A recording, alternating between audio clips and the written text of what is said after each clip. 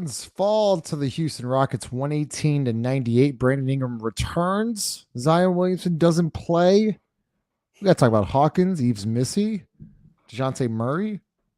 And of course, we're going to talk about Brandon Ingram. Make sure you smash the like button, subscribe to the channel, hit that bell notification, let you know we're going live. Let's do it. First took away. Yes, for this. Get your money's worth out. Presented to you by the Scott Vicknair Injury Law Firm. You've been hurt, injured in any kind of accident, car, truck, 18-wheeler, or hurt offshore. Scott Vicknair handles it all. Give him a call at 504-500-1111 for a free consultation. Yes, a free consultation. They always fight for the win. Chaz, Chris joining tonight. Lido and Ross are late, but they'll be joining here pretty soon. Make sure you smash the like button. What's up, guys, in the chat? I see a lot of Shane. Shane had the audacity to ask me if we were going to go live tonight. Shane, the answer is always yes. We're the only network that's going to go live after every single Pelicans game. Appreciate your support, Shane. Good to see you guys. All right, Chris, let's start with you. Let's go Chris and then Chaz here. Brandon Ingram debuts tonight. I don't have the box score in front of me. Whatever. He was 18 points, yeah, 3 and 3, points. 21 Yeah, minutes. he attempted 3 threes, a lot of middies. What were your thoughts on his overall? Yeah, pull up the shot chart. Thanks, Chaz. Pull up the shot chart. Okay, one moment, guys. We do research here. We don't just stall you to the third segment. Analysis. Hashtag analysis. So yeah, Brandon goes 2 of 3 from deep. As you can see, a lot of mid-range shots. He did have that nice little up and under for a layup. Layup. Chris, overall thoughts, and we'll go Chris and Chaz. I think for the first time that we've seen him, I don't think he had a bad game, but I would argue he actually had a pretty good game, but it wasn't something that left you feeling like much has changed. And again, how can you know when you're playing another game where he's on the floor and then Zion's not on the floor? It's just, you still left with so many questions. Shout out to Grub. Hey, look at Grub, man. Shout out to Grub, man. Y'all check out David Grubb, the bird rights. Yeah, man. One of the things we actually talked about on that show, a recent show I did with Grub, was that it's not even as much the middies that are the problem. Like folks act like when you say you want them to stop taking middies, it's like it doesn't mean delete the shot. It just means we wish you could give up a few of those for more threes or more layup attempts or more shots at the basket. And the shot chart is a perfect example of a problem that exists. Some of those shots may be good for Brandon, but are they good for the Pelicans? Do they help the Pelicans and what this team needs more of when you look at some of the other guys and their play styles, DeJounte Murray, for example? But even then, it's still incomplete because, again, one wasn't on the floor.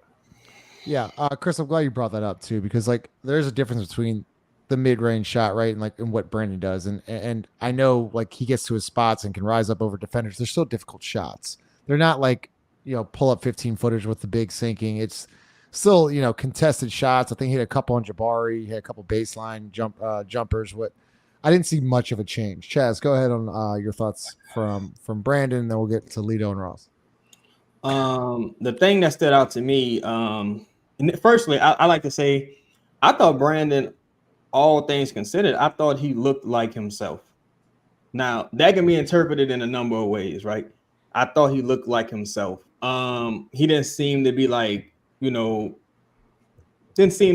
nursing anything. He looked like Brandon Ingram, like the Brandon Ingram, I thought it was pretty interesting that Willie Green said, Brandon's getting downhill, attacking the rim, getting to the free throw line. In practice, didn't see much of that tonight.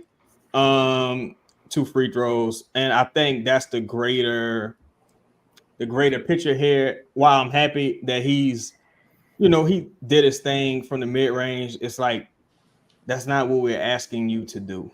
You know what I'm saying? That's awesome, but for the last 3 to 4 years now, that isn't what we've been asking you to do, and you're still not doing what we're asking you to do with everything on the line, with your potentially your financial earning, future earning career in the league on the line. You're still not doing what we're asking you to do. And I think that's something that's going to be an issue. Fuck him missing all the games. That's something that's going to be an issue, throughout the season, because the only way you can really sell Brandon Ingram at this point is to continue. He just got to do whatever he wants to do to put himself in the best position to be traded. It's such a terrible situation, like cutting off your nose to spite your face, and Zion not being out there, the full team not being out there. Yeah. Disappointing, but we knew that since the first game. I think we said that in the post game. Yeah, and we're gonna talk a lot about Zion and Missi and so on and so forth. But let's get Lito and Ross's thoughts real quick here on Brandon Ingram. Lito, go ahead. I think he looked. He looks felt. He looked a lot smaller than he did last year. I don't know exactly what his offseason routine was, but he didn't look as, for lack of a better word, bulky. He didn't look like. Did you think he looked quicker? No, but did he lose weight to get slower? Did he? Sorry, go ahead, Lito. I mean, he didn't look like he was never quick though. You know what I'm saying? Like, no, he was quick at that film breakdown you did with Chris. He was fucking quick. Against Phoenix, man. He was quick. He was quick. He was tonight. I saw him do a lot of dribbling. Oh God! I say for his first time playing basketball since the OKC thing, he looked good. He looked good, and like Chad said, for lack of a better, I guess, term, like, what is the goal? Because he's gonna look good because he can score. You know what I'm saying? Like he can score baskets, but like I think the issue is how does this help the team? And I think, man, Justin, I had this conversation with you the other day. We talked about everybody on the floor: DeJounte, Brandon, CJ, Zion. How in the hell does this work? Not, hey, listen, wait, Justin, before you say that, let me preface this by saying I'm not being negative. This is not a negative cast. I'm just giving an idea basketball wise. Like, in basketball terms, I want to know how something like this works with the players that you have. And Lito, you bring up a great point before I get to Ross. Like, this is the whole point. Like when people tell me, "Oh, preseason doesn't matter." No, but you want to see your guys on the court and see what they look like before you get into the regular season. And the Pelicans, who have a shit ton of questions, still don't have their main players playing preseason games together. I'm literally watching the fucking Lakers right now, and LeBron James, who's 40 years old, and Anthony Davis is out there with Austin, all these other guys. And like I see every other team with their guys on the court besides us. And it's mind-boggling. It makes zero sense from a basketball perspective. And when you add DeJounte Murray, and me and Chaz were talking about this before the stream started, when you add DeJounte Murray, you need to see what your guys look like around DeJounte. Can he get them in the right spots? Can he, where do I like the ball here? Like it there. Like, there's just a lot of different things you pick up when you play an NBA basketball game, and they still haven't done it. Those three have not been on the court. Before you move on, bro, that that Spider-Man meme where he's pointing at each other. Yeah. Like when DeJounte swung the ball at Brandon and he curled like mid post, I was thinking to myself, he just passed the ball to himself. I can tell you right now, I don't particularly like the fit of Brandon and DeJounte. Like I don't. And I don't like it either. And I definitely won't like the fit between Zion, DeJounte, and Brandon. Ross, go ahead. I don't really have much more to add. I mean, look, I agree with what y'all are saying. I thought he looked the exact same. Then fine. I didn't. Let's go to that. What are your thoughts on Zion not playing then? I think it's pathetic. I truly do, man. Last show, I think we had somebody giving us a hard time because it was we were overreacting to a preseason game, blah, blah. It's not, we're not overreacting to a preseason game. We're overreacting to a body of work over years of accountability, a lack of high expectations, a lack of continuity. Like, you have an opportunity to play basketball together and to hit the ground running, game run as best you can. There are, I would say, more this year than last year or the year before. You have more questions because you have a new center or whatever the hell is going to happen at center. I thought that was pathetic tonight. We can talk about that later. And you have a new point guard. And here we are. It's like we're not taking it serious. Like, I don't. That's why I always go back to, do they really want to win? Do they really care enough about winning? The whole team didn't need to play 4 quarters today, but we didn't see one time the entire preseason everyone play. Like, they haven't played 1 minute together. Well, you knew Trey wasn't going to play, but I don't mean Trey. I mean your projected starting lineup. You didn't see them all play together one time, and so it just it pisses me off. I think it's ridiculous. It's pathetic. But this is the point, AJ. Like, I understand it's preseason, but like, you're going into year 6 of this, and let me address that. Let me address it. You know why that's a dumb comment, AJX?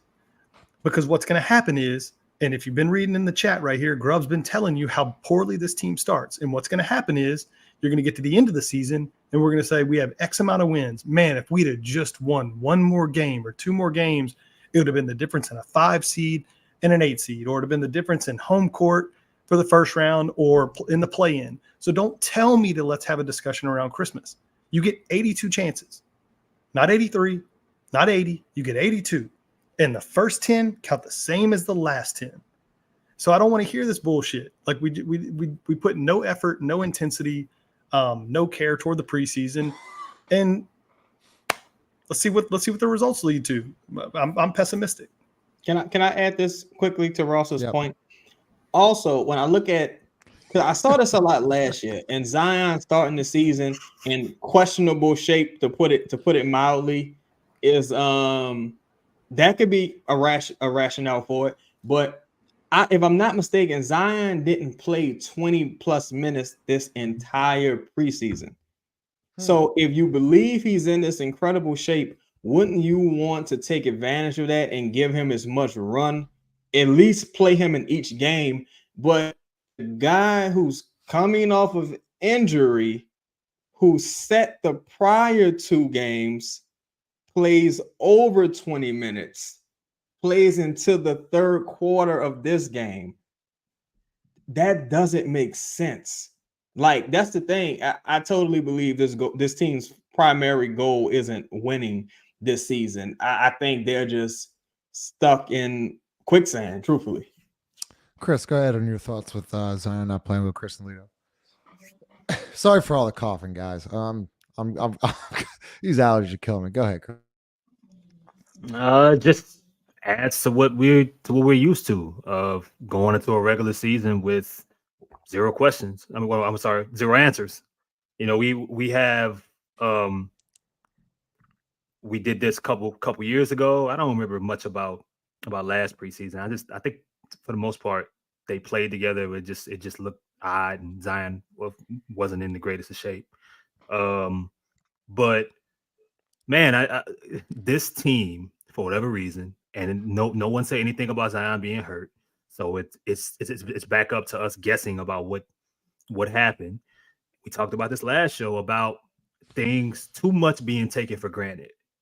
Sometimes it feels as if this organization or this team moves like they think they're the Golden State Warriors, or like they think they're the Boston Celtics. Oh, it's like you don't have this margin of error that you think you have.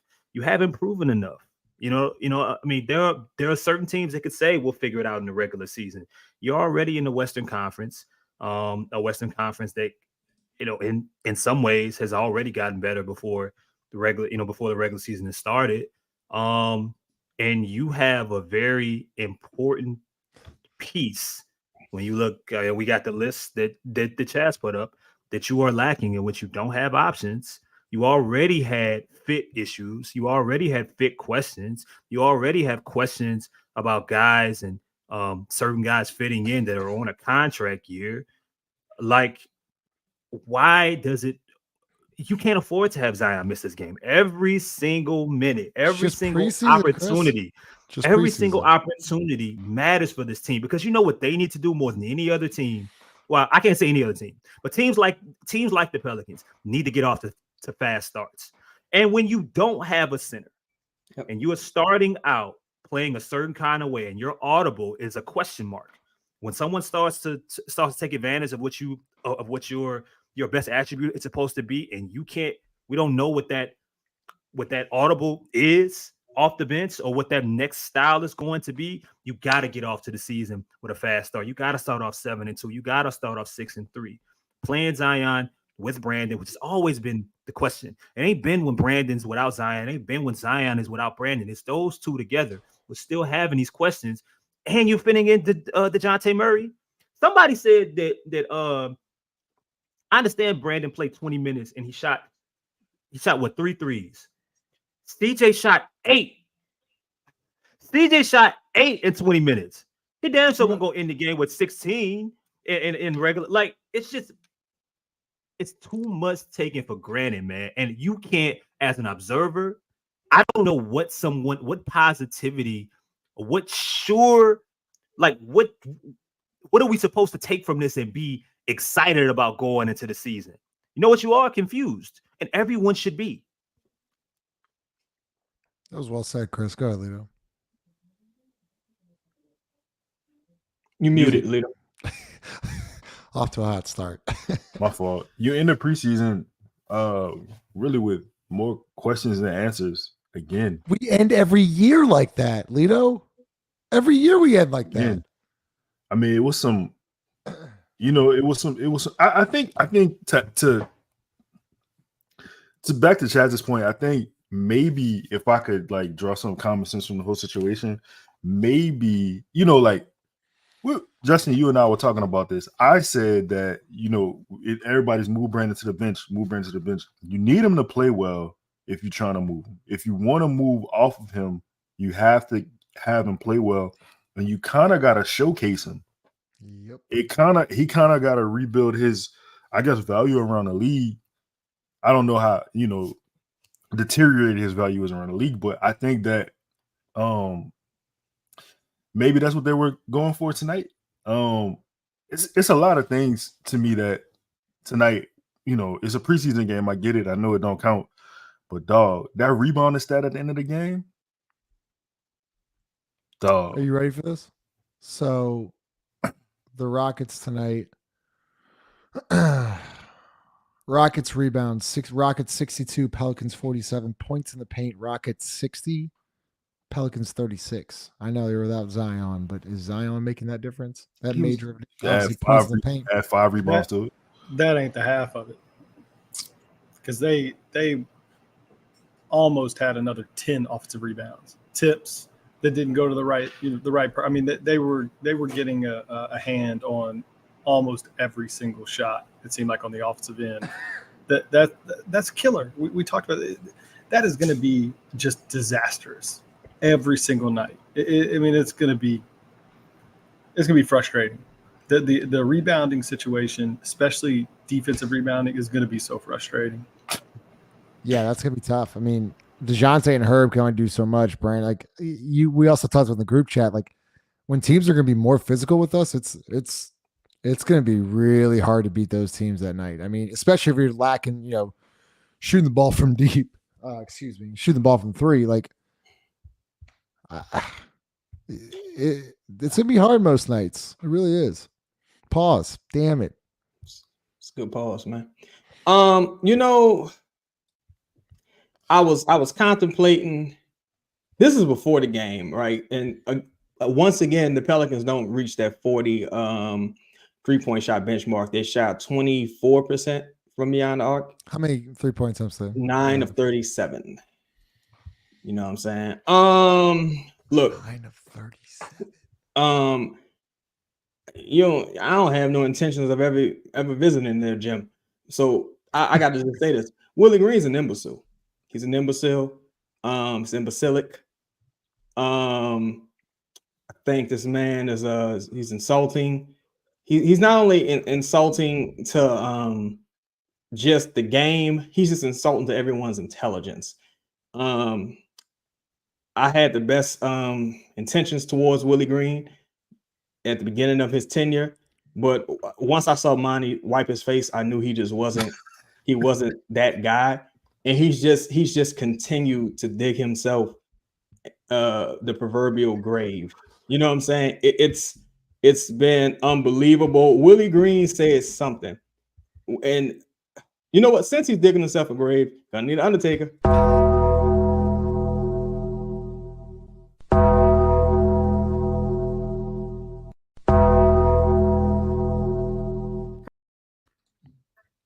I'm too nice, but nah. So Willie Green said this. He said, you know, the game has changed so much from back in the day when I played with Allen Iverson. You know, and even when he during his tenure with the Hornets, you know, shooting threes now I'm paraphrasing, is more of a foreign concept to him because how much the game has changed. Mind you, this motherfucker was in the building, right? In the building with Steve Kerr and them, right? Was in the organization that pretty much ushered in that new wave of basketball pre-Warriors, the Phoenix Suns, right? Has a professional relationship, works within the same organization as the man who crafted all of this, Mike D'Antoni, right? Why is this team so slow and lethargic and confused? So you bring up an interesting point, right? I do think, Chaz, there is an accountability. Like, I know we joke about it, but I do think there's an accountability issue going on where I think certain players and look, this happens with a lot of teams, but usually the teams are like a winning, like you deal with like Tom Brady. Like, I know like Tom Brady is the ultimate winner, but you deal with these type of people because they win all the time. But when you haven't won anything, you haven't won a playoff series, there is no, you know, you get a leash here, you can play like this or whatever. No, there's got to be some type of accountability. And that's why, like, when Sean Payton came in with the Saints, you know, after Katrina, that whole organization changed because he was done with all the bullshit. And like, it's crazy, bro. Like, it's literally right next door, the example. And now you see Sean Payton's out, Sean Payton's gone, and it goes back to shit. And it's just, Justin. Yeah. Justin, I listen. You were getting into like you know, a very interesting bag here, and I don't want to stop you. I don't want to stop your momentum. I do want you to get back to it, but this is a show that preaches accountability, right? And we talked enough about this. You know, we don't allow certain things to be said ever, no matter who's on the show. And this is crazy. You know, so we ain't no motherfucking freaks. We some family men. We getting it paper. You know what I'm talking about? Shout out to you, Carl. Thank you, Carl. Damn. Thanks for holding me accountable, Chris. You're making me better. But anyways, accountability. All right, let's get to we got to bring this up. Why is it so fucking hard to watch an NBA basketball game for the New Orleans Pelicans? Like, it is. I mean, I could watch the game with my wife tonight on the TV because it's not on DirecTV. All right, so I don't have the antennas.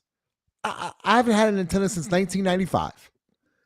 So you're telling me I gotta go purchase an antenna, hook it to my TV, and hope that the signal is strong enough?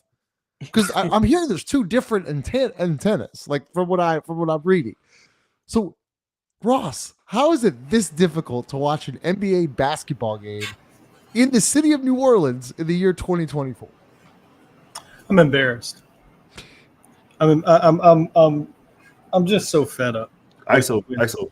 I'm so fed up with how cheap we are. I say we because in some way I feel partially responsible. I don't know why, just for living here. I got people texting me the entire game. Hey, I thought this game was going to be on TV. It is. I found it. Channel 129. The quality was the same level of quality that you get on somebody filming a high school football game on their iPhone and live streaming it to like Facebook or something. It was pitiful, absolutely pathetic. We hear press release after commercial, after everything else about we're bringing more games to the community. You guys are going to love this. It's going to be on Gray TV. More access. Can't nobody watch the game. And the ones that can watch the game, I didn't want to. My kids are going to need glasses after watching the first half of that game on this blurry, pathetic broadcast. What are we doing? What are they doing? Like, there is no better word for it than Bush League. This shouldn't be an issue. We don't deserve. I truly am starting to think we don't deserve a basketball team. It's Bush League. It's Bush League. It's cactus ball. Like it's Never heard of that. Hey, yo, real shit. Listen, dog.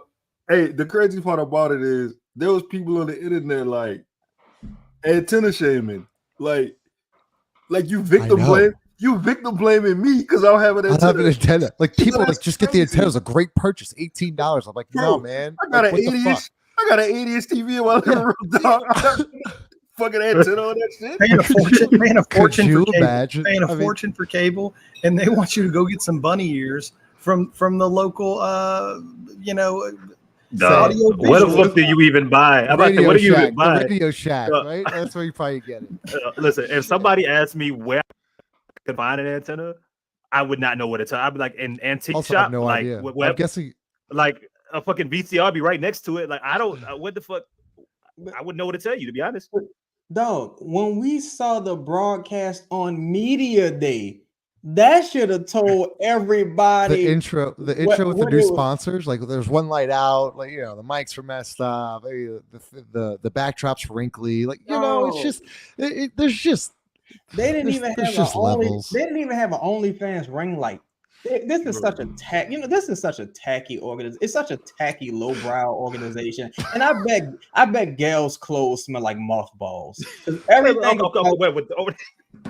Everything. What did they have, Tess? What did they have? What you? I said they didn't even have an OnlyFans ring light. Like I thought that's what you said. Go ahead. Yeah, this everything is just so tacky, bro. It's just so lowbrow. It's just so behind the curve. It's just like there's no reason our production quality should look. And what was it?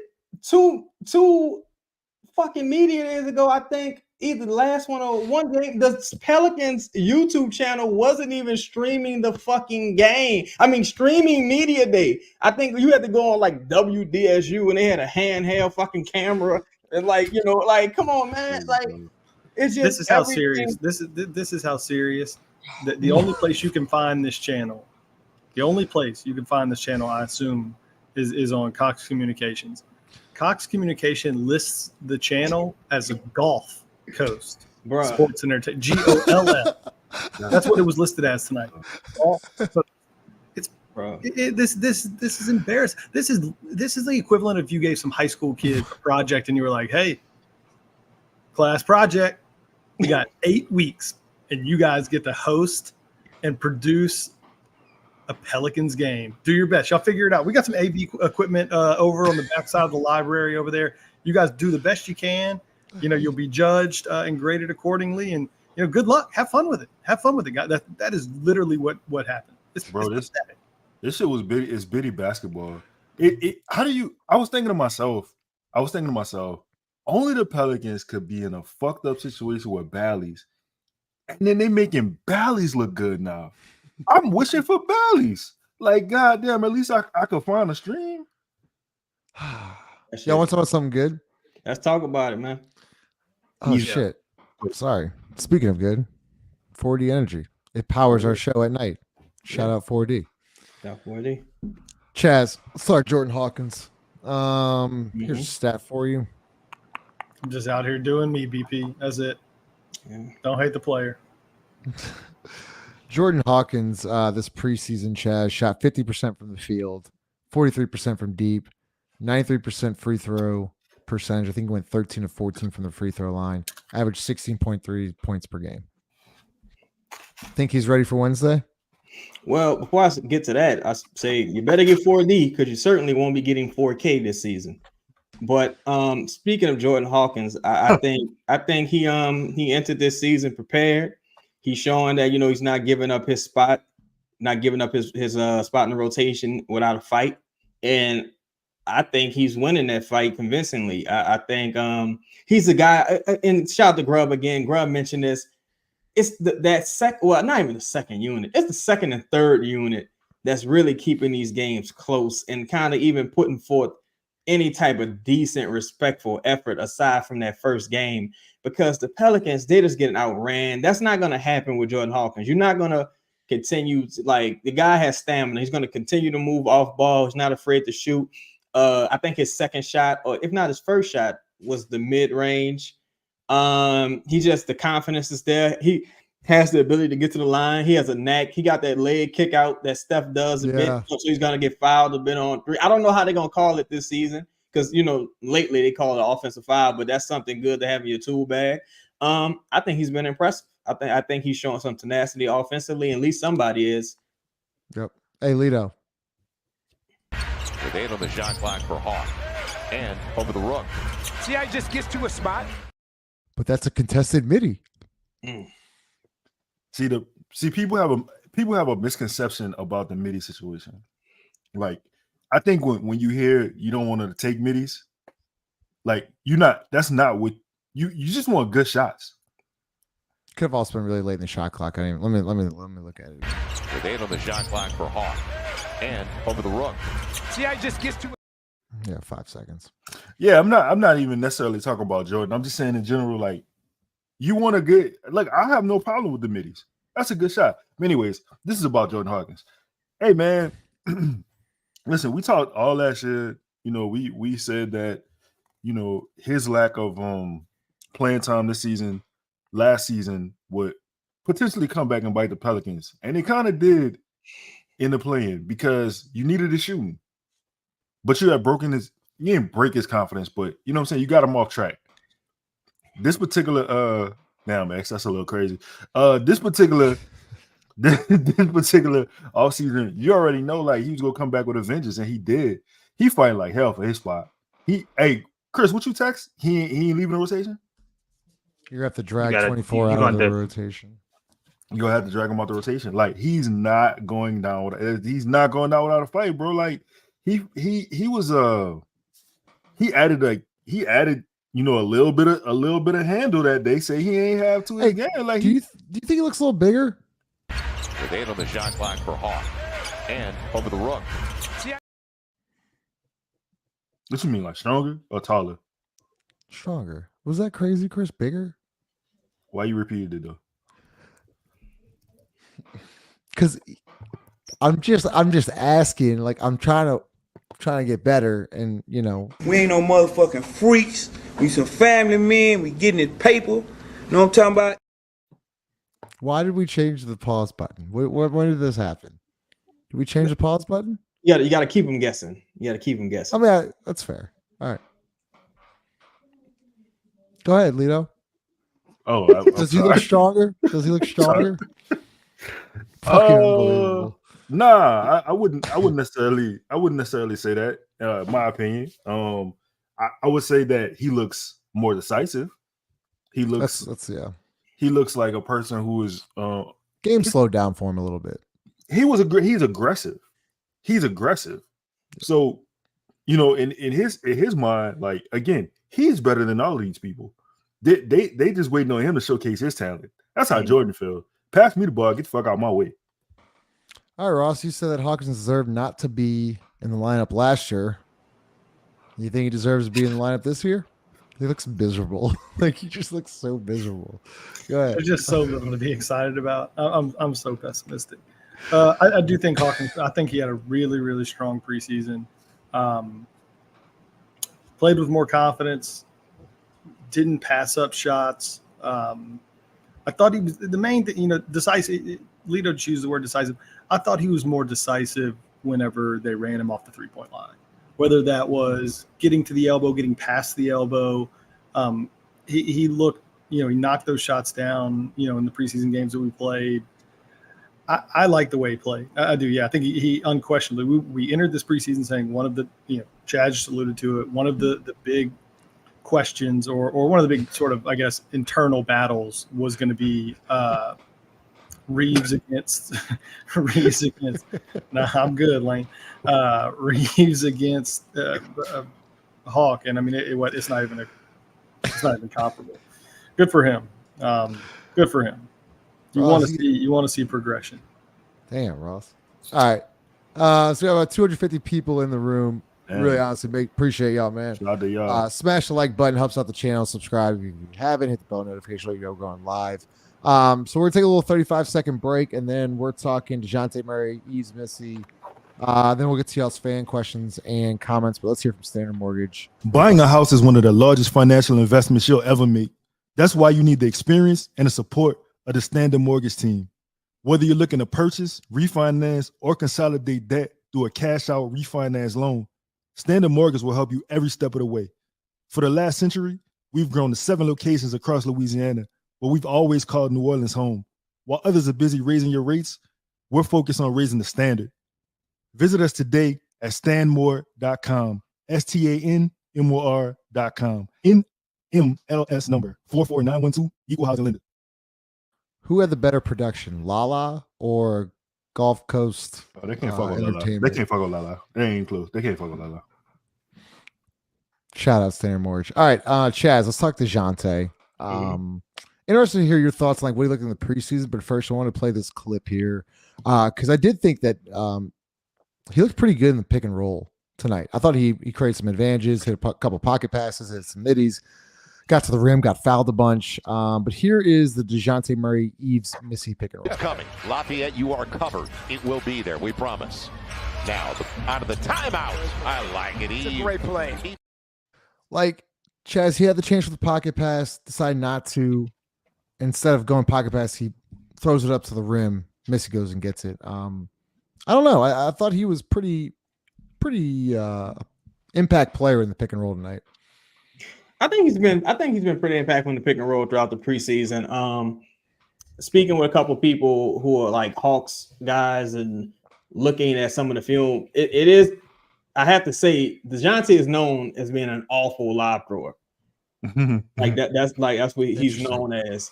The thing that concerned me initially with him in the pick and roll is it just reminds me of Lonzo a little bit.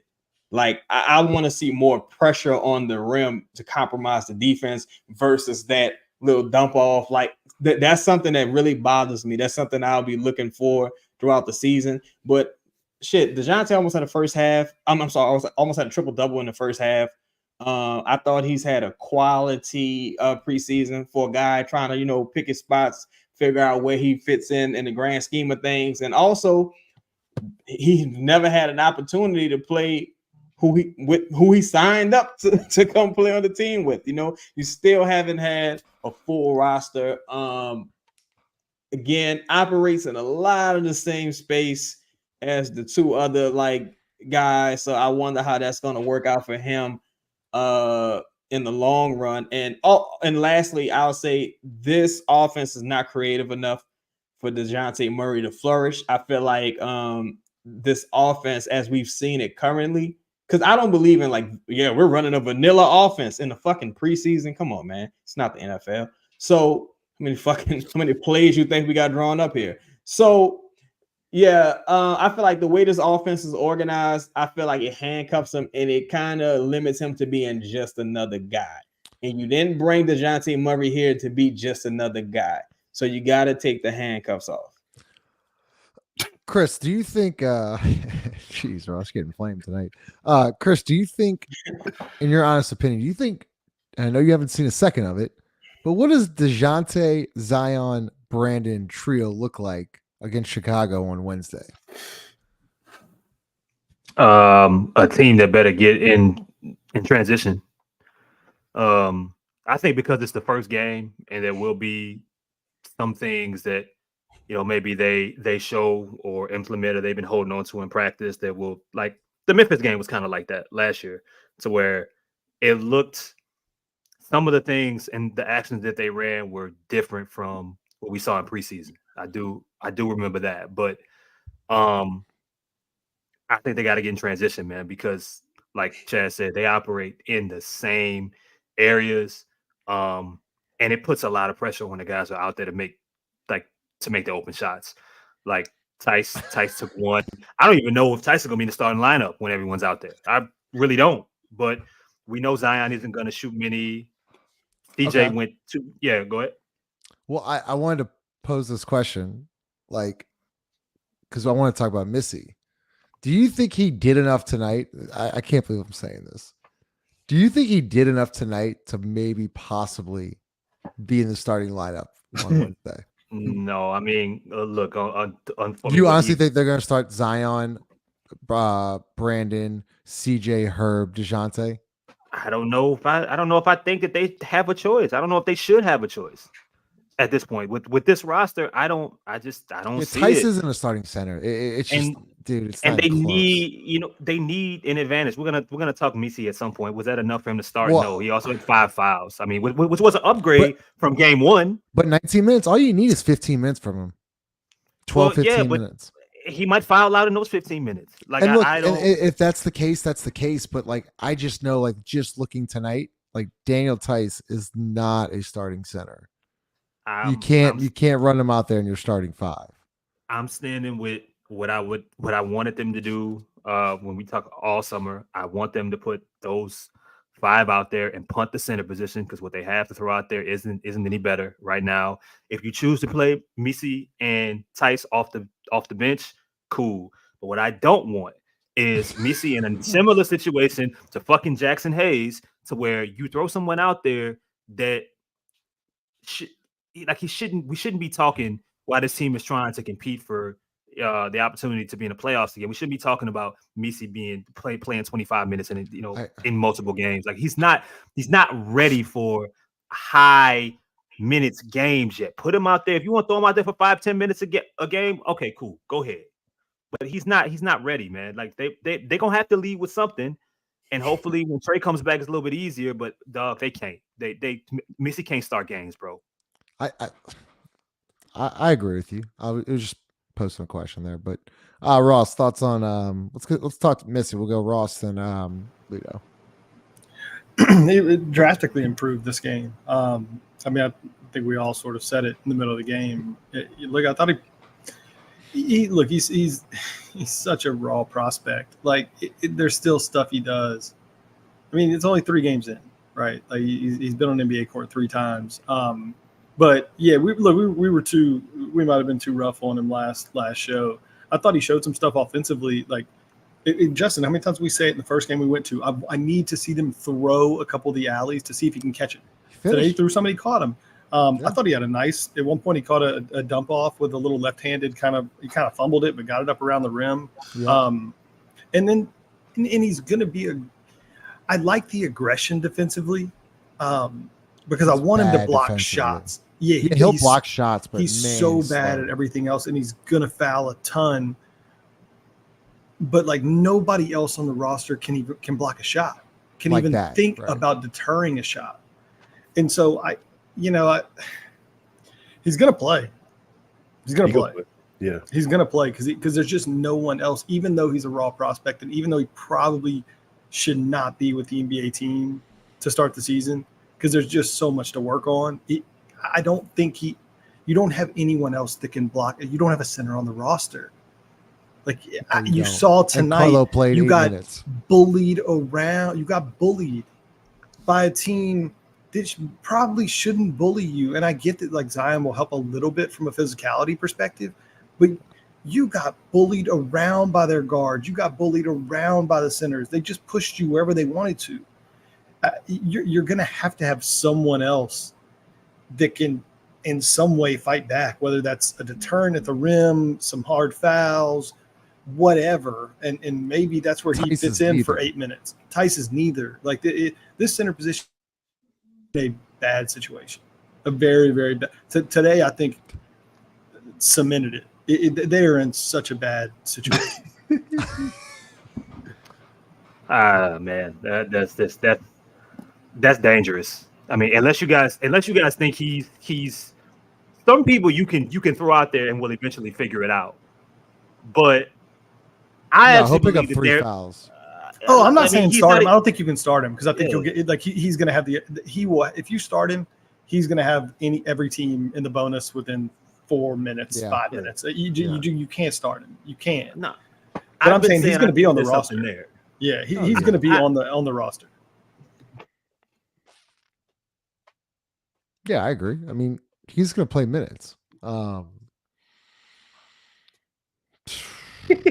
Hey, Ross. The realization is crazy. Ross, how did Herb shoot today? I didn't see the box score. How did Herb? Can shoot? we stop this?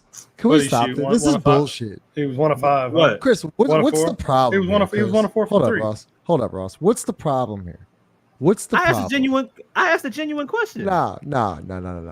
I don't understand the hate. He was 1 of 4 from 3, and he shot 42% You're still from 3 choosing last year. Dyson Daniels over Herb Oh, Jones. like, and Dyson's not even on our team. Yeah, What? Go ahead, Ross. it's tough. Hey, Justin. I hear you. He hasn't. I mean, I don't know. I think he went 1 of 4 a couple times. That first game might have gone 1 of 2. I know you're just sort of joking around, but in all seriousness, I think it's a big question, right? Because the whole like part of that conversation leading into the preseason was, is Herb even going to start? Is he going to start? Who's he going to play with? What are those lineups going to look like? What's going to be his role on offense? That shit is all a huge question mark. Like I don't. Part of the premise was that, man, Herb might get even better looks than he got last year playing with DeJounte and Zion and these other people. Now it's like I still don't actually know whether he's going to start or the opening night. We don't know who he's going to be playing with. We don't know what his role is going to be. And so, I'm not making some excuse for him going 1 of 4 or whatever he went. I think his shot looks fine. But it goes back to what we were talking about at the beginning of the show, that we're leaving preseason with more questions than we had when we started it. And it flows down to every single player on the team. Hey, I Justin. gotta stop. I gotta stop the show. I don't. Charles. Oh my God. Charles, Ooh. we can't. We can't say Yves Missi in the same sentence with Anthony Davis and Tim Duncan. Ooh.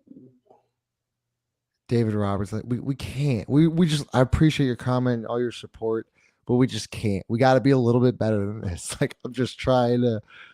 You can't do that. I mean, he's just a rookie. He's got raw talent. I mean, there's gonna be a lot of bad with him. I mean, literally, AD and Joel said it tonight. Brother, block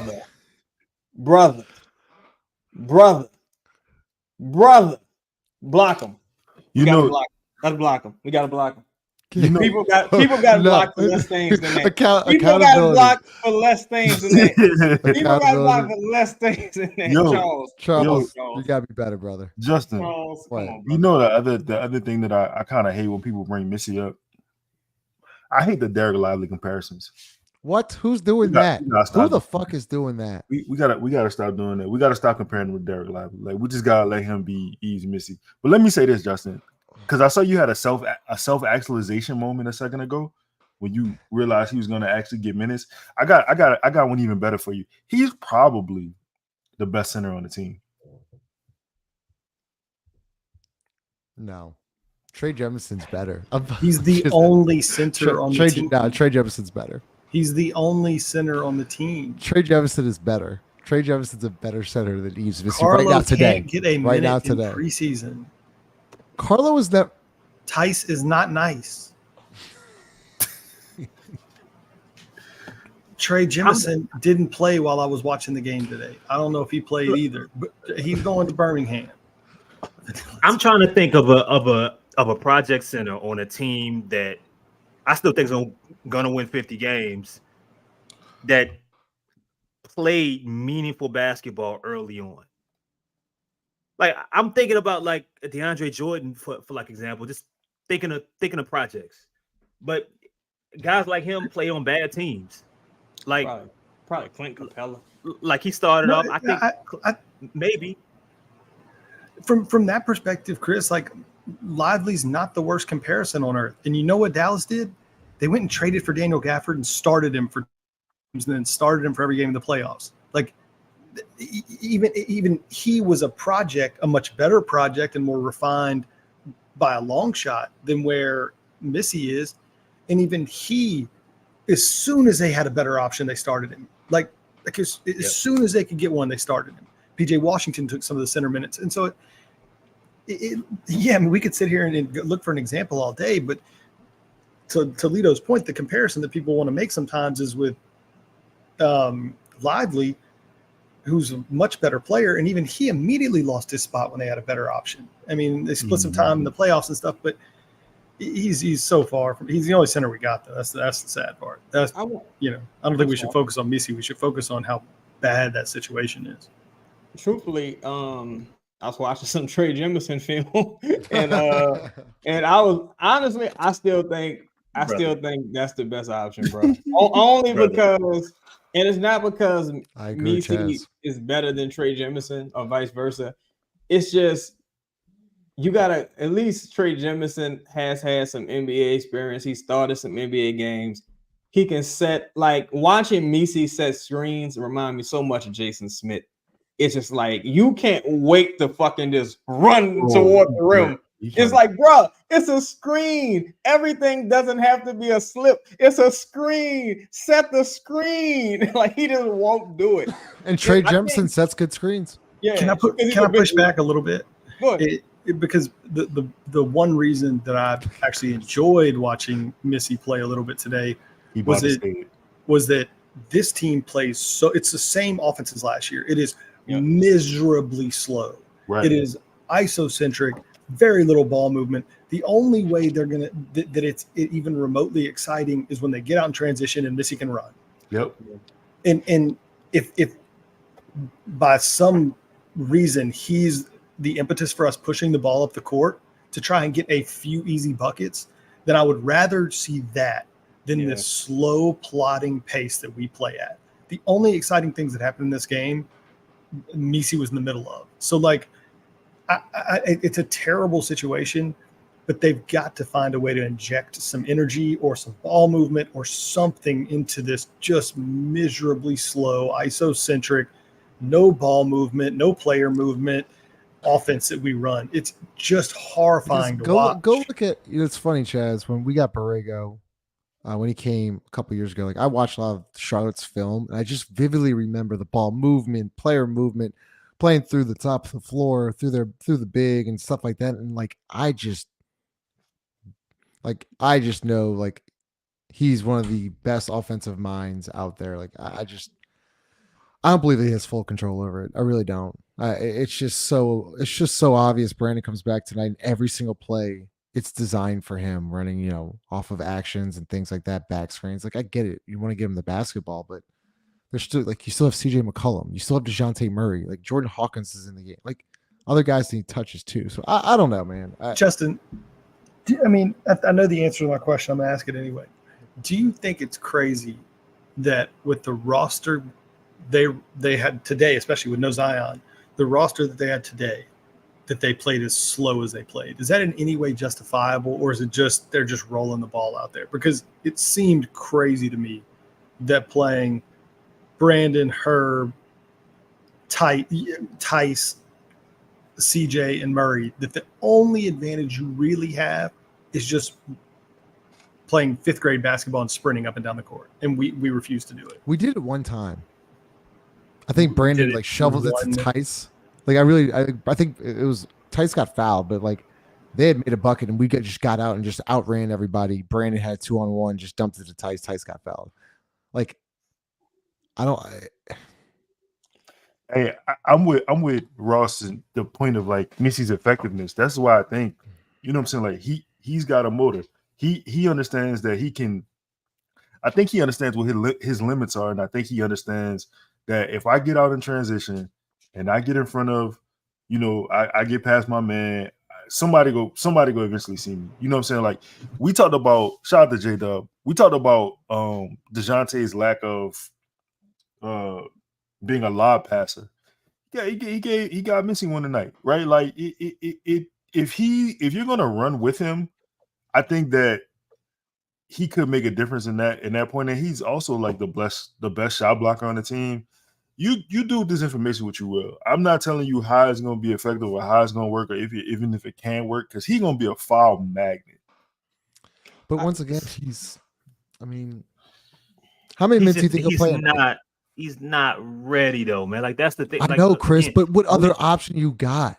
Just because you don't have you make an option versus poisoning this kid, versus putting him into a bad developmental like situation. Like we've seen this already. When they didn't have options and they threw Jackson Hayes out there, it damn sure didn't help him. For at some point when they draft somebody that's raw, that's a project, they need to develop him like he's a raw project. Now he might be somebody that you throw out there that you can't. I'm not saying he shouldn't play at all, but guys like him typically, when they do play, they play on terrible bottom of the league teams, and that's totally different. Not a team that's telling you that they're trying to win something. You just don't throw him out there. He should not have to. His development should not have to worsen because this team didn't take care of their business in the offseason. And that's all. I think he's going to be a solid player. And I've been saying that. I see what they saw, but I guarantee you they did not. When they said we're going to draft this kid, he's going to be our starting center in fucking October. I tell you, they didn't see that. Now look, somebody put Stan and Vert up here, right? You know who Stan and Vert I couldn't find? Trey Jemison. Google it right now. Can't find it because it don't exist. Chaz, you my brother. You are inhumane for sitting down and watching Trey Jemison film and not recording it. In your spare time, you sat down and watched Trey Jemison film for leisure. You didn't even record it on it. You did it because you were bored. You are in hell, brother. This team, this team should be paying you for sitting down in your leisure. Did you watch it? May I ask? I'm interested now. Was this like 2 a.m? Was it after breakfast in the morning? Was it like after dinner? Were you eating a ribeye? When were you watching Trey Jemison film? It might have been after the Miami game. I think I watched some film of him like toward the end of Memphis' season, because they had a weird run, like when they played us and they played Cleveland and they almost beat Cleveland. And I was like, hey, this guy look all right. Like, he looked the best of bad options. And that's really what it's coming down to. Because like I just saw Yves Missi. I just saw this, and this reminded me so much of the Dyson situation. And the reason I say that is because I think in Dyson first game, I remember it was against the Bulls. Dyson did this behind the back pass, and people were like, oh shit, we got fucking Steve Nash. And I'm like, no. Oh, I found the video. I found the video Chaz must have been watching.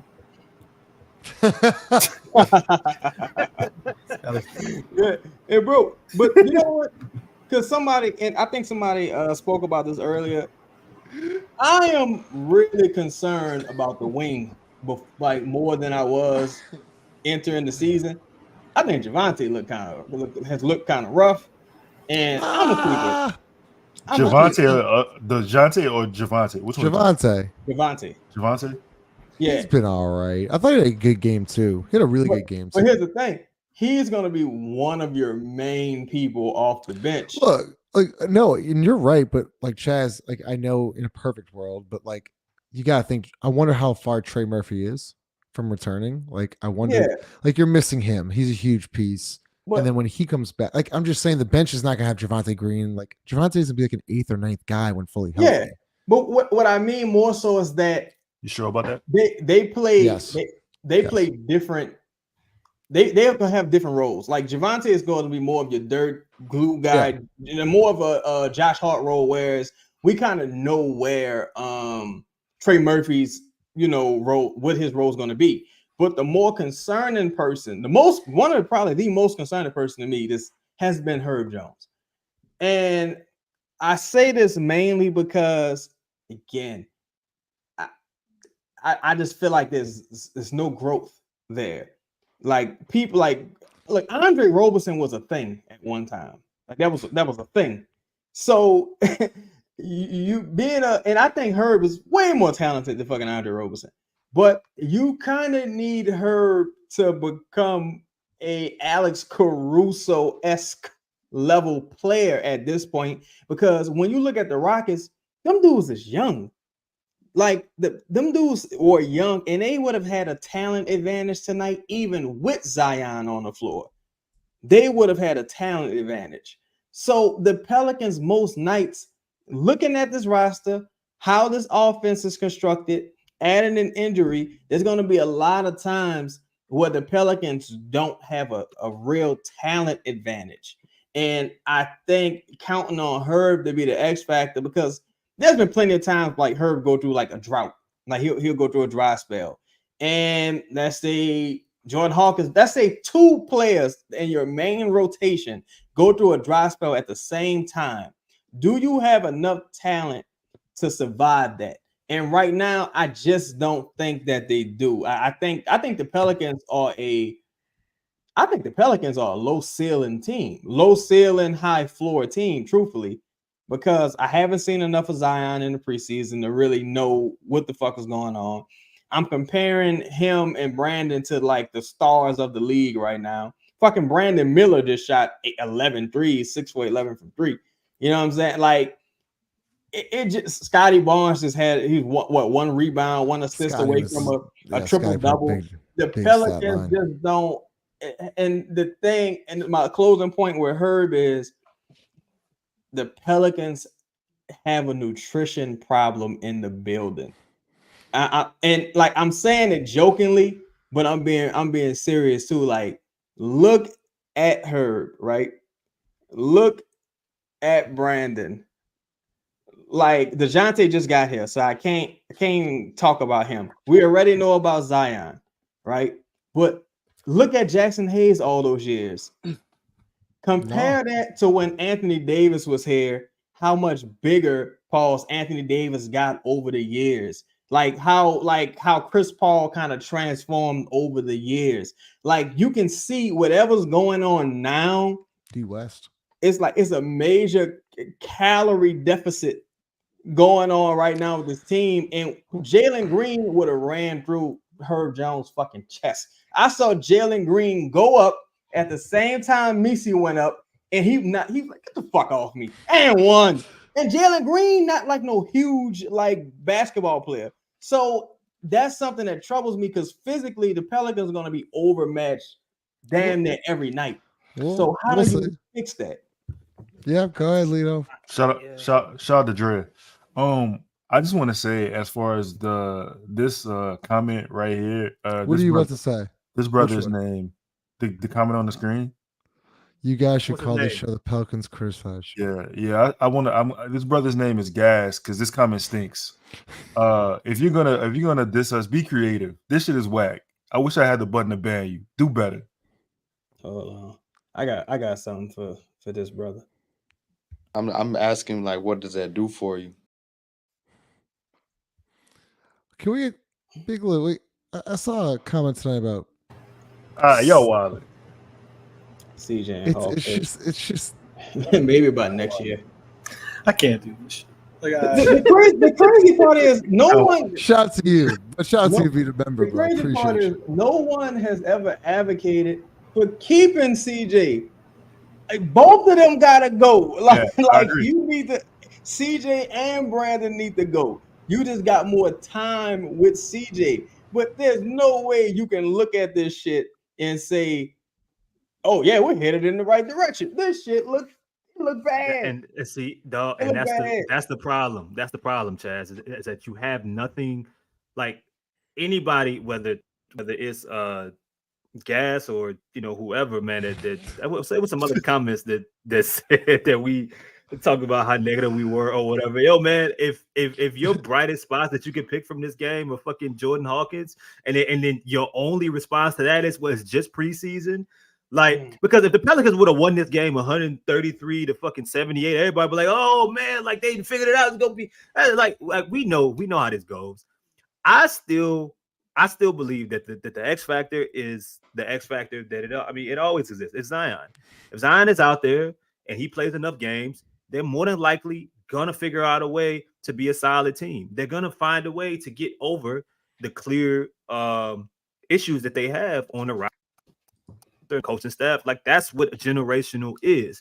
But we keep going into these seasons not knowing, keep having the same questions about the same players with the same problems and the same fit, keep hoping that we're going to see them come out with new things. We're still wondering how this going to work. And it's like, you shouldn't have to wonder about that just because Zion isn't on the floor. Like, this team has enough talent to where there were certain parts of this game that should have looked more competitive. The Pelicans didn't look like the team that had, as many 20-point scores. They didn't look like the team that had a guy that made first team all defense last year. They're supposed to look a little bit better. And it shouldn't all have to fall on whether or not Zion is out there. That team, just like in the playoffs last year, we shouldn't have been talking about them getting swept. They should have won at least one game. They shouldn't have finished an entire series. Well, what? They didn't finish. They didn't score at least 100 points again, like 100 points in any game. Like, Chris, I got to piggyback on that point real quick. I was waiting on you to say that too, because that's an excellent point. The Pelicans have scored over 100 points one time this preseason, and that was the first game. They haven't scored over 100 points since then. It's crazy. He shouldn't. Yeah. I mean, he shouldn't be like every superstar. You take them off. Every guy, so every team's best player, you take them off. The team look drastically different. But every other team isn't having DeJounte Murray and CJ McCollum and Herbert Jones and Trey Murphy at some point, and all these different options that are supposed to help you in case somebody, Brandon Ingram, in case these guys aren't there. That's what's so fucking confusing, because every single, it's like the difference. Chaz brought up the floor and the ceiling. The difference in the ceiling, I think, with Zion is so different. It shouldn't be, well, with them, they can maybe go 7 games or win a playoff series, and without them, they get swept and maybe they win 43 games. I don't think this team is supposed to. That's not the team that we're built to, or that we're sold. That's not the team you're paying for neither of those contracts. Go ahead. Right, let's go Lito, and then real quick, and then we get to fan questions. I want to say, honestly, like Low not all the way wrong in that though, for real, because like Chad said, I've been saying shit since last summer. This is the season that you would either move off CJ and Brandon or both. In this situation, the reason why CJ is still valuable is because of, Chris brought it up earlier. Look at how many threes he shot tonight, right? Mm-hmm. Like, talking about what Brandon did or what he did in his first game back, you kind of amazed that he shot 3, Smash shot 8. And then you talk about CJ over the last 10 years. Me and Chris did a show about it. There's only 2 players you can mention with him in versatility of 3-pointers made and the efficiency in which he made them, and that's Clay and Steph.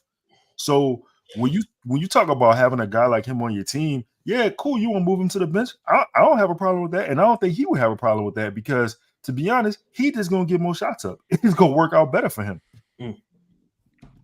All right, let's get to fan questions. About 260 people still in here. Appreciate y'all. Smash the like button. Let's go. So let's go. Ross, go with you first. Okay. Missi showed his potential a lot, and I'm happy about it. Definitely take time with the young buck. Thoughts on that? We some family, man. Sure. Yeah. I mean, in this game, he showed us a little bit. I mean, look, Chris makes a good point that I don't think you rush him in there, you're going to get bad results. But I just don't think they have another option. Like, he's going to have to play some, and so whatever. Lito, Herbert had a very underwhelming preseason from shooting to defense. Shout out, at least got a good icon. You do have a good icon. Justin, I'm disappointed in you, because the other day you said you didn't know who my team was, and we talked about who my team was, and that was really crazy. Like, you should have named your dog Rafael Devers for real. Wait, yeah, you're right. That's my bad. My bad. It's okay. That was my answer to that question. Okay, thanks for holding me accountable. Chaz, I am so scared for our rebounding. It's going to be embarrassing. Yeah, it's going to be pretty bad. All things considered, because I didn't even think Houston played incredibly well tonight. Honestly, like, to Ross's point, they left a lot of money on the table. There were so many dive passes and cuts that were missed or seem like a second too late. Daniel Tice had a really nice block on Jabari Smith, and CJ had a nice block. Yep. Went down the transition, knocked down a three. Hell of a play from him. But yeah, rebound is going to be a major struggle because not only do they have the rebounding skill set or tenacity or will, they don't really have the size and where they be height or just like strength. They're gonna be just outmanned personally.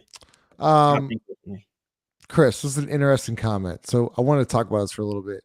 So where's all defense Herb Jones been? I haven't really looked. I mean, Herb Jones is Herb Jones. But once again tonight, I did not like, and just this comment reminded me of it. I didn't like Herb guarding Jabari. I don't like Herb not guarding the other team's best player on the court. Yeah, I have a problem. I look, if you want to do Herb's our center, whatever. Okay, we talked about this, whatever it was Sunday, and I saw it again. Like I saw him guarding Jabari. I don't like it, Chris. I don't like it one bit. I'd rather him on the best offensive player every single night. Do you think that that's going to be their goal when the actual games start? I mean, because they only didn't you. When they went small, he had to guard Jabari. Right, but isn't one of the reasons, or you should hope one of the benefits of having DeJounte is to guard the other team's best perimeter player? Okay. When you said, I mean, I'm asking. Yeah. No, but we've talked about. I haven't liked the way that's looked either. But separate conversation. That's what I'm saying. I don't think I think we hope that DeJounte gets back to an All-NBA defensive level, but do you expect it? I'm not sure, but I would say if part of the reason for bringing him in, let's compare. Yeah, I mean, if you traded for DeJounte and you are going to accept that he's an average defender, then you really got the wrong player. Like that has to be part of the deal, part of the expectation. Chris, do you think when they trade for DeJounte, that they would end up actually having Herb Jones as their center? Or do you think they were going to make another move and then they got stuck in this position? Yeah, we all thought they would make a different move. But Justin, that has to be part of the deal. I'm okay with Herb unless it's special situations or late in games. If they decide to put DeJounte on whoever the best perimeter player is, I'm totally okay with it. I'm totally fine with it. Lito, this is actually a good point from Dane. So every time I actually noticed this throughout the game too. So every time they went, I have it in my notes. Every time they went inside, they either scored or drew a double. I found a wide open shot from it. Lito, this comment made me think because I was thinking during the game. I mean, we're going to be playing at a disadvantage most nights because you're going to have to double the post. Yeah. So you're going to be playing offense. Are going to be playing 4-on-3, and the defense is going to be in scramble mode all night long.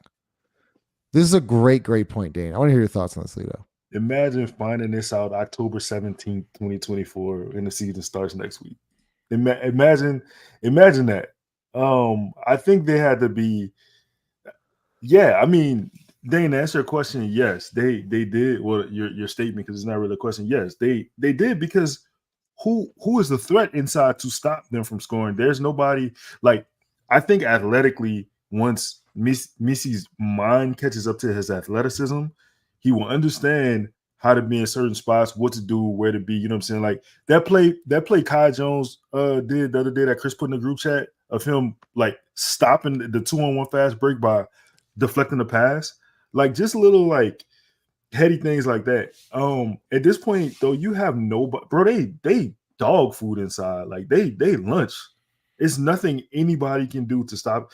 Justin, me and you was having this conversation this morning about Edie, and just drop step that just fucking dunk the hell out of it. You got Edie and Triple J. You got it's not going to be. You got Wembanyama. You got Lively. You got Gafford. You got like. It's gonna be tough, dog. Just the Southwest in it's general. Gonna be tough. It's gonna be tough. Yeah. Ross, what do you think of Reed Shepherd? Yeah, here we go. Yeah, here we go. I thought he looked really good. His defensive activity. I mean, obviously You know, he can shoot. I know he had one like kind of step back off the dribble. That guy's better than I thought he was. I don't really remember him. Obviously, he killed everybody in summer league, but I don't remember him that much at Kentucky. I don't watch a ton of college basketball. I think it's a terrible product. But he's impressive from what I've seen. And his defensive activity, the way he seems to deflect a ton of like dribbles and passes and post ups. They got a good one. He's an impressive player. Chaz, like, who do y'all blame for these people not having minutes in preseason? But like, I kind of want to like talk about Carlo for a second, because did you find it odd that he only played 8 minutes in the preseason? Like, he was that bad in training camp that he could only get 8 minutes in preseason? When was that? No, for real. Yeah, 8 minutes against Orlando. Then got DNP. Honestly, I don't believe Carlo's good, right? But I don't trust his staff to make the right decision with situations like that.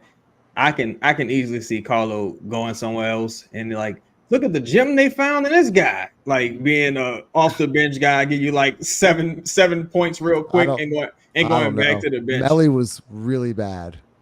No, but yeah, Nicole Melly was bad, but he was also, that was a different token, and he also had a different good Lord, a different like skill set. I feel like you need, whether it be Yves, whether it be Carlo, you got to make up for this. Like, Reed Shepard's a fucking super athlete for his size. You got to make up for like this lack of athleticism and strength in the front court. Like, the Pelicans were like a team. Like, looking at this team, this looked like a team from the 70s. This looked like pre-steroid era basketball. Like, everybody looked small and frail and weird. Like man, come on, man. You think Carlo was just like tired though, Matt? Because I think he's been going back and forth to Birmingham, looking at houses, checking out some of those neighborhoods I've been talking about. And that's a good drive. I don't know if they're paying for his flights. That's a tough drive getting there and back. You know, he might just be exhausted from being on the road so much. I got a question for y'all. Okay. I'm sorry. Chris can answer this. Do they make a move before the season starts? Because now the news is out. Everybody like, oh fuck, people gotta be smelling blood. Do they make a move? No. There's no way. We haven't got a chance to see everyone together. We don't even know how it's gonna look yet. What do you mean? They're going to win 50 games. It's still going to happen. It's gonna happen. I don't think with this center situation they can. I actually have moved up my date of when I think they'll make that move. I thought they would have gotten to the All-Star break. I don't think they can get through 15 games. Really? I think it's going to be that bad. I think they're going to start. I think this center situation is so dire. It's going to cost them a handful of games. They're going to start, 5-8 or something, and their hands going to be forced. They're going to have to go get they're going to have to go get a functional human being that can play the center position in the NBA. Not, then we'll see Trey Jemison. I don't think. Come on, man. Lito, we'll see Trey Jemison. Lito, did we really learn anything from preseason? No, you got a whole lot more questions. I'm trying. I mean, we're an hour 18 in. Why didn't Zion play today? That's the real question. No, what was the reason? What did Willie say? One of y'all, I think, sent a quote or something. Oh, what was the actual quote? You know what? I'll let me send it. I'll have her upload it. But why didn't? What was the actual? What do y'all think the actual reason was? The first game isn't for a week. The last game they played was what? Sunday or Saturday, Sunday during the day. I mean, somebody give me something. I think it's just general incompetence, truthfully. I think it's general incompetence, or they could be hiding. I also think they oversold Zion's conditioning, but that's me.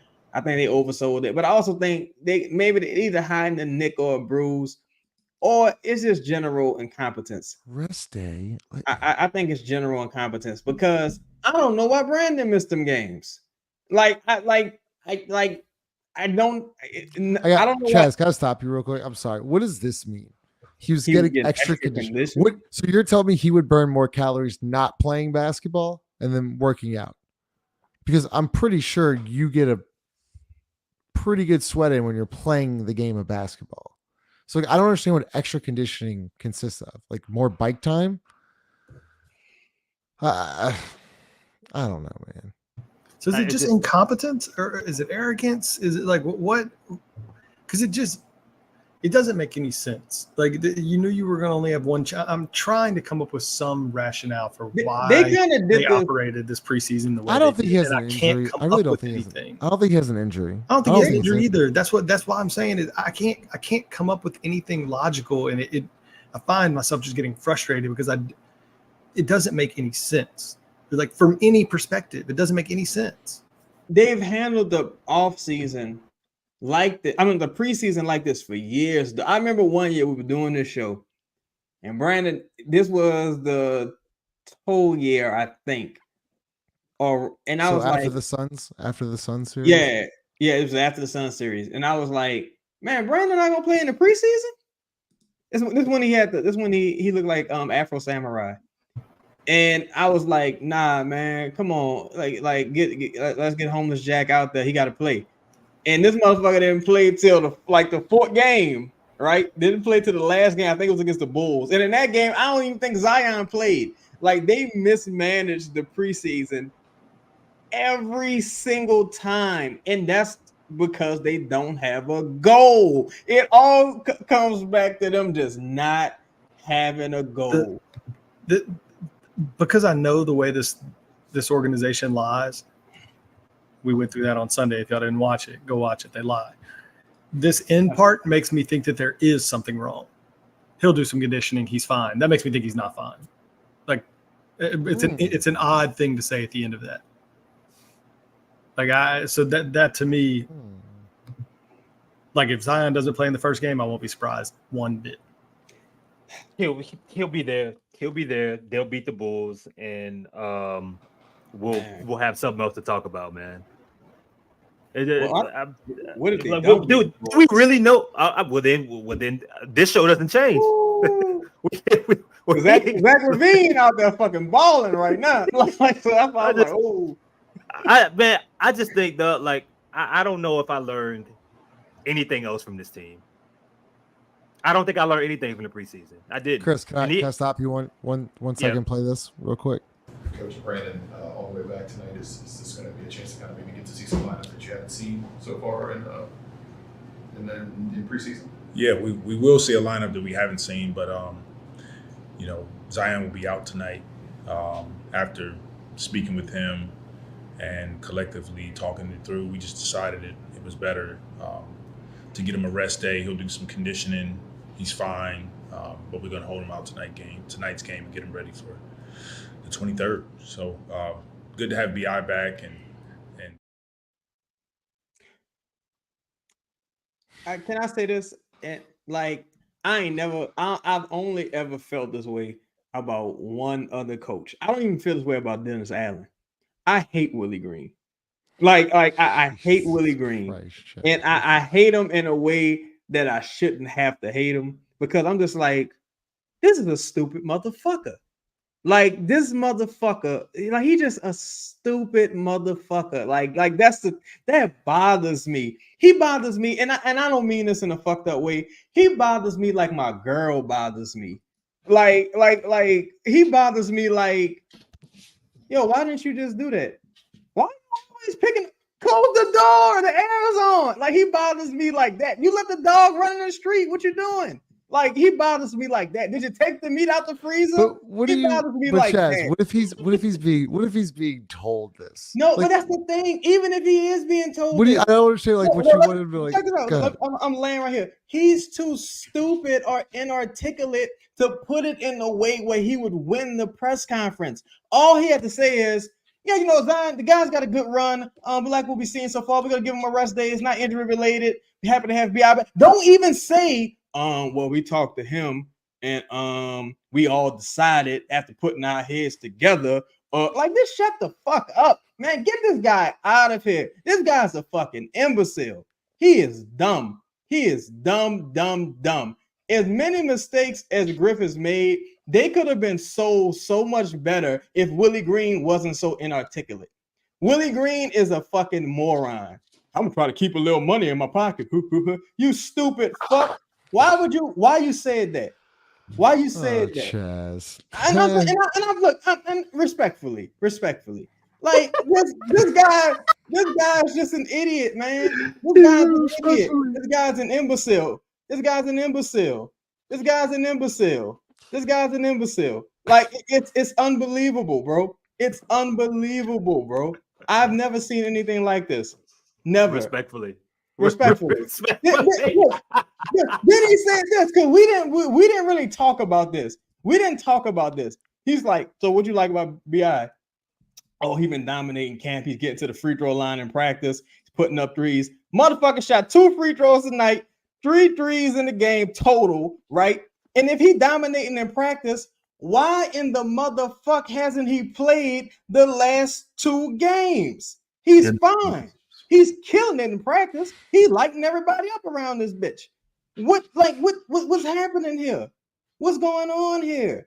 This guy is awful, bro. He is the worst coaching hire in Pelicans history. I didn't like Monty Williams at all. I dislike Willie Green. I didn't like Monty, but I dislike Willie Green. Willie Green stinks. Get this bum the fuck out of here. Well, we'll see y'all later. Smash the like button. Oh, we're done?